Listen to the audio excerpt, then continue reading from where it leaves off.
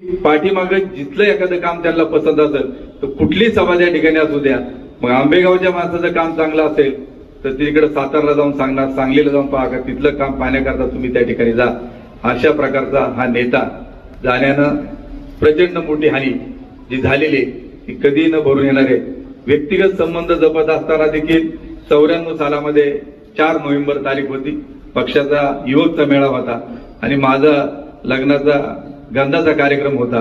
कार्यक्रमाला उशीर झाला, मी कार्याध्यक्ष म्हणून त्या ठिकाणी कार्यरत होतो आणि दादांना सांगितलं की आता जायचंय आणि आता मेळावा जर आपला उशीर होतोय. त्यांनी म्हणले थांब, तू युवकचा कार्यकर्ता आहे, मी देखील येईल. रात्री 8 वाजता तिथं त्या ठिकाणी आले. म्हणजे व्यक्तिगत कार्यकर्त्याला देखील ताकद देण्याचं काम दादांनी आपल्या आयुष्यामध्ये केलं.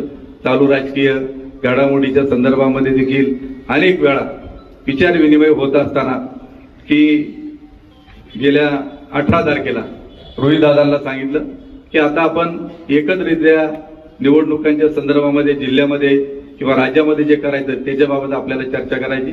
आणि मला देखील त्यांनी त्या दिवशी बोलवलं आणि जवळपास पाऊण तास ते 1 तास त्या ठिकाणी चर्चा केली, काय काय परिस्थिती काय नाही. आणि शेवटचा फोन 22 तारखेला देखील दादांनी मला सकाळी बरोबर 10 वाजून 23 मिनिटांनी केला मावळ तालुक्याच्या संदर्भामध्ये. अशा प्रकारे एक मी किती मोठा आहे हे कधीच त्यांनी कोणाला सांगितलं नाही.